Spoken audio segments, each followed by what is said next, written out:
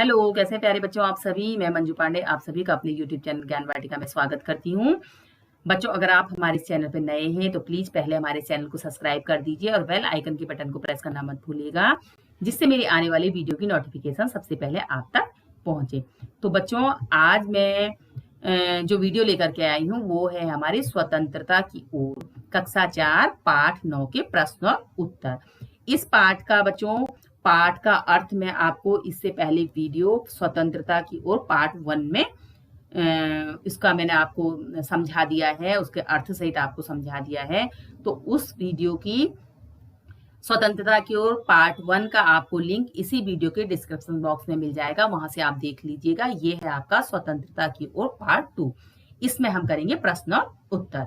तो देखिए, सबसे पहले आता है प्यारे बापू। प्रश्न, इस कहानी को पढ़कर तुम्हें बापू के बारे में कई बातें पता चली होंगी, उनमें से कोई 3 बातें यहाँ लिखो। तो जब हमने ये पाठ पढ़ा स्वतंत्रता की ओर, तो इसमें हमें बापू किसके लिए आया है? महात्मा गांधी के लिए आया है। तो उनसे संबंधित हमें कई बातें पता चली, उनमें से हम 3 बातें यहाँ लिखेंगे। तो पहली हम लिख सकते हैं, गांधी जी कहाँ रहते थे? साबरमती आश्रम में रहते थे। गांधी जी चरखे पर सूत काता करते थे। गांधी जी भारत की स्वतंत्रता के लिए लड़ रहे थे, वे अन्याय का विरोध करते थे। दूसरा है चूल्हा। धनी की माँ चूल्हा फूंक रही थी। धनी की माँ खाना पकाने के लिए चूल्हे का इस्तेमाल करती थी। नीचे कुछ चित्र बने हैं, उनके नाम पता करो और लिखो। अब बच्चों देखिए, नीचे ये कुछ चित्र बने हुए हैं। देखिए, ये है, इसको कहते हैं स्टोव। क्या कहते हैं? स्टोव। दूसरा है आपका चूल्हा। तीसरा है आपका गैस स्टोव और चौथा है आपका कोयले की भट्टी। ठीक है। अब देखिए, इनमें कौन कौन से ईंधन का इस्तेमाल किया जाता है। यानी ये तो हमने पहचान लिया कि ये स्टोव है, ये चूल्हा है, ये गैस स्टोव है, ये कोयले की भट्टी है। लेकिन अब इसको जलाते कैसे? इनको जलाने के लिए तो कुछ ना कुछ चीज चाहिए ना, तो वो हमको लिखना है। इनमें से नीचे लिखे ईंधनों का प्रयोग होता है। अब जैसे बच्चों, जो स्टोव है इसमें हम डालते हैं मिट्टी का तेल, ये जलता है मिट्टी के तेल से। दूसरा है चूल्हा। चूल्हा तो सभी बच्चे जानते हैं क्योंकि लकड़ी से जलता है। तीसरा है बच्चों गैस स्टोव, इसमें भरी होती है एलपीजी गैस, ये उससे जलता है। चौथा है कोयले की भट्टी। तो बच्चों इसमें कोयला डालते हैं, और कोयला भी देखिए, कोयला पत्थर का भी होता है और कोयला लकड़ी का भी होता है ना। अब है, तुम्हारे घर में खाना पकाने के लिए इनमें से किसका इस्तेमाल किया जाता है? तो आप लिख सकते हैं कि मेरे घर में खाना पकाने के लिए गैस स्टोव का इस्तेमाल किया जाता है, या जो लोग स्टोव में बनाते हैं वो लिख सकते हैं, या जो लोग कई लोग जो है चूल्हे में भी, अभी गांव में चूल्हे में खाना बनता है तो लोग चूल्हा लिख सकते हैं। तो जिसके घर में जो इस्तेमाल होता है वो आप यहाँ पे लिख सकते हैं। अब आता है कहानी से आगे। नीचे कहानी में आए हुए शब्द लिखे हैं, कुछ शब्द लिखे हैं। कक्षा में 4-4 के समूह में एक एक चीज के बारे में पता करो, जैसे स्वतंत्रता, सत्याग्रह, खादी, चरखा आदि। तो तुम इस काम में अपने दोस्तों से, बड़ों से, शब्दकोश या पुस्तकालय से सहायता ले सकते हो। जानकारी इकट्ठा करने के लिए कक्षा में इसके बारे में बताओ। तो बच्चों, स्वतंत्रता है ना, तो स्वतंत्रता का अर्थ है आजादी। स्वतंत्रता का अर्थ क्या है? आजादी। सत्याग्रह कहते हैं सत्य के लिए किया गया आग्रह, यानी हट। सत्य के लिए किया गया आग्रह या हट। खादी बच्चों, खादी यानी खद्दर, चरखे से बनाए गए धागे से बना मोटा कपड़ा। चरखे पर सूत काता जाता है, धागे से जो है सूत बनाते हैं, और उस सूत से जो है धागा बनता है और उससे कपड़े बनते हैं, उसको कहते हैं खादी। चरखा यानी सूत काटने का लकड़ी से बना यंत्र, इस पर सूत यानी धागा बुना जाता है। अब आता है आगे की कहानी। गांधी जी ने धनी से कहा, क्या तुम आश्रम में ही रहकर मेरे लिए बिन्नी की देखभाल करोगे? धनी ने गांधी जी की बात मान ली। अब गांधी जी दांडी यात्रा से लौटे होंगे, तब आश्रम में क्या क्या हुआ होगा, आगे की कहानी सोच कर लिखो। तो बच्चों, जब गांधी जी दांडी यात्रा के लिए जा रहे थे तो उस समय धनी ने जिद करी थी कि मैं भी आपके साथ जाऊंगा। तो गांधी जी ने, बच्चा तो था ही धनी, उसको समझाया कि तुम यही आश्रम में, अगर तुम मेरे साथ दांडी यात्रा के लिए चलोगे, एक तो तुम बच्चे हो, थक जाओगे, तो धनी ने कहा मैं नहीं थकूंगा, तो गांधी जी ने कहा तो फिर बिन्नी की देखभाल कौन करेगा, तो धनी मान गया था। तो अब इसमें कहानी को हमको आगे सोच करके बढ़ाना है कि जब गांधी जी दांडी यात्रा से लौटे होंगे तो आश्रम में क्या क्या हुआ होगा। तो ये इस तरीके से हम लिख सकते हैं कि जब गांधी जी दांडी यात्रा से लौटे होंगे तो धनी ने उनका स्वागत किया होगा, उन्हें माला पहनाई होगी, धनी गांधी जी के लिए बिन्नी बकरी का दूध लेकर आया होगा, गांधी जी दूध पीकर हंसते हुए बोले होंगे, इतने दिन पैदल चलते चलते मैं कमजोर हो गया था, अब मेरी ताकत फिर से लौट आएगी। अब है बच्चों कहानी से। धनी ने गांधी जी से सुबह के समय बात करना क्यों ठीक समझा होगा। तो धनी ने गांधी जी से सुबह के समय बात करना इसलिए ठीक समझा होगा क्योंकि उस समय गांधी जी अकेले आश्रम में पैदल घूमते थे। क्योंकि बच्चों दोपहर के समय तो गांधी जी के पास बहुत सारे लोग एकत्रित होते थे। वो लोग स्वतंत्रता के संबंध में जो है आपस में बातें करते थे, योजना बनाते थे कि हम किस तरीके से कार्य करें। तो दिन भर तो गांधी जी लोगों से घिरे रहते थे। एक सुबह का ही समय होता था जिसमें गांधी जी अकेले रहते थे और आश्रम में पैदल घूमते थे। इसीलिए धनी ने सुबह का समय गांधी जी से बात करने के लिए ठीक समझा। अब आता है धनी बिन्नी की देखभाल कैसे करता था। तो धनी बिन्नी को हरी हरी घास खिलाया करता था, उसे पानी पिलाता था तथा उसे आश्रम में घुमाता था। धनी को कैसे मालूम हुआ होगा कि आश्रम में कोई योजना बनाई जा रही है। तो आश्रम के सभी लोग गांधी जी के कमरे में बैठकर बातें करते थे। इन सब बातों से धनी को यह महसूस हुआ होगा कि आश्रम में कोई योजना बनाई जा रही है, क्योंकि सारे के सारे बड़े लोग आश्रम में सब गांधी जी के कमरे में इकट्ठा होते थे, वो बातचीत करते थे। तो धनी को लगा कोई ना कोई योजना बनाई जा रही है। अब आता है बच्चों कहानी और तुम। धनी यात्रा पर जाने के लिए उत्सुक क्यों था।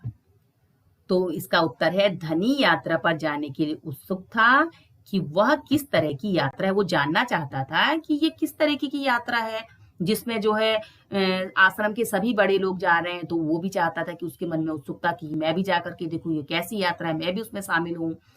अगर तुम धनी की जगह होते तो क्या तुम यात्रा पर जाने की जिद करते तो क्यों करते। तो इसका उत्तर है अगर मैं धनी की जगह होता तो मैं यात्रा पर जाने की जिद करता, क्योंकि मैं भी अपने देश के लिए कुछ करना चाहता हूँ। गांधी जी ने धनी को न जाने के लिए कैसे मनाया। तो गांधी जी ने धनी को बिन्नी की देखभाल करने के लिए राजी करके मनाया, क्योंकि गांधी जी ने उसे समझाया कि अगर तुम मेरे साथ जाओगे तो बिन्नी की देखभाल कौन करेगा, बिन्नी को हरी हरी घास कौन खिलाएगा, उसको पानी कौन पिलाएगा। और धनी जो है वो बिन्नी से बहुत प्यार करता था, तो इसलिए जो है वो गांधी जी के समझाने पर राजी हो गया।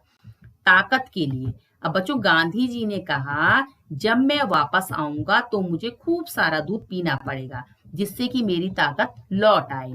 बताओ खूब सारी ताकत और अच्छी सेहत के लिए तुम क्या क्या खाओगे और पियोगे। तो बच्चों इसमें देखिए कुछ चीजों के नाम दिए गए हैं, जैसे अंकुरित दाल, मीठा दूध, गर्म समोसे, रसीला आम, करारे गोलगप्पे, गर्मा गर्म साग, कुरकुरी मक्का की रोटी, ठंडी आइसक्रीम, खुशबूदार दाल, रंग बिरंगी टॉफी, मसालेदार अचार, ठंडा शरबत। तो बच्चों कुछ चीजें इसमें ऐसी बताई गई हैं कि जो हमारे शरीर को ताकत देती है और हमारी सेहत को अच्छा रखती है, और कुछ ऐसी चीजें हैं जो हमारे सेहत को के लिए अच्छी नहीं है, हमारे स्वास्थ्य को हानि पहुंचाती है। तो इसमें से हम छांट के लिखेंगे कि कौन सी चीजें हमारी सेहत के लिए अच्छी हैं और हमें ताकत देती हैं। तो बच्चों देखिए इसमें से जैसे चटपटी अंकुरित दाल, मीठा दूध,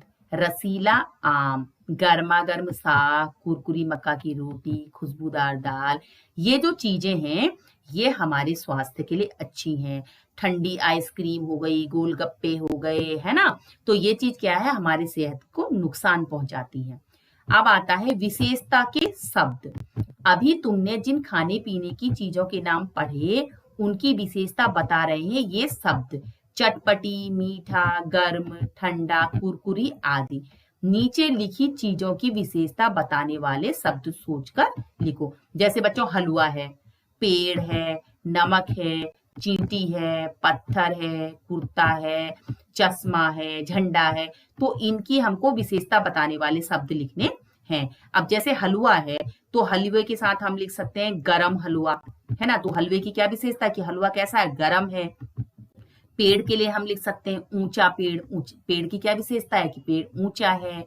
अब नमक है, जैसे हम लिख सकते हैं सेंधा नमक लिख सकते हैं, या सादा नमक भी आता है, या आप लिख सकते हो थोड़ा नमक या ज्यादा नमक, इस तरीके से भी आप लिख सकते हो। और चींटी है, जैसे लाल चींटी, काली चींटी, या छोटी चींटी, बड़ी चींटी, तो इस तरीके से आप लिख सकते हो।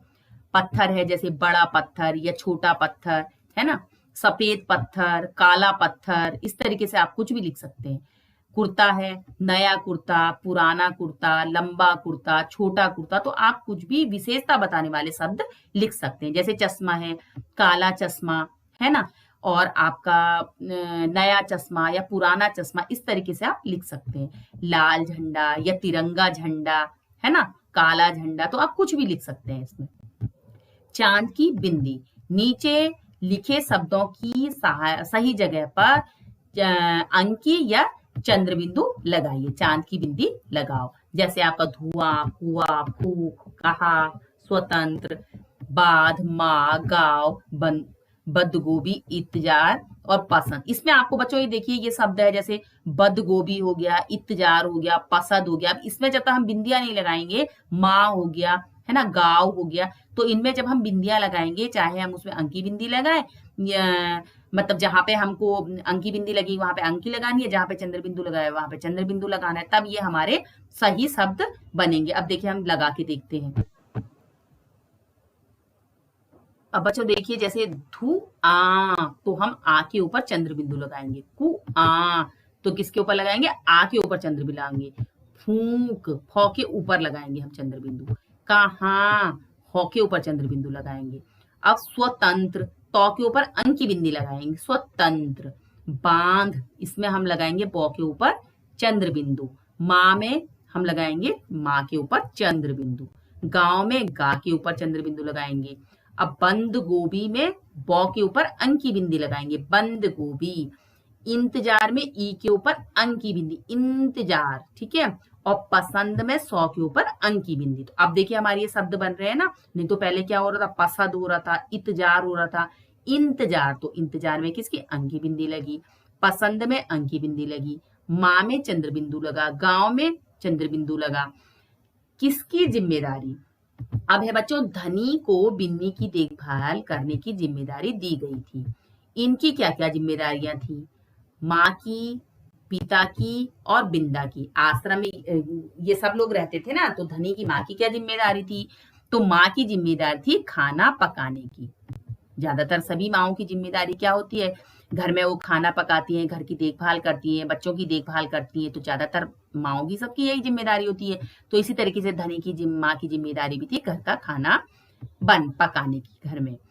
पिता की क्या जिम्मेदारी थी, पिता को चरखा काटकर चरखा चलाकर उसमें सूत काटने की जिम्मेदारी दी गई थी। और बिंदा को सब्जियां उगाने की जिम्मेदारी दी गई थी। तो बच्चों कैसी लगी आपको मेरी ये वीडियो, अगर आपको मेरी ये वीडियो पसंद आई हो तो मेरी इस वीडियो को लाइक, शेयर और हमारे इस चैनल को सब्सक्राइब अवश्य कीजिएगा। तब तक के लिए गुड बाय।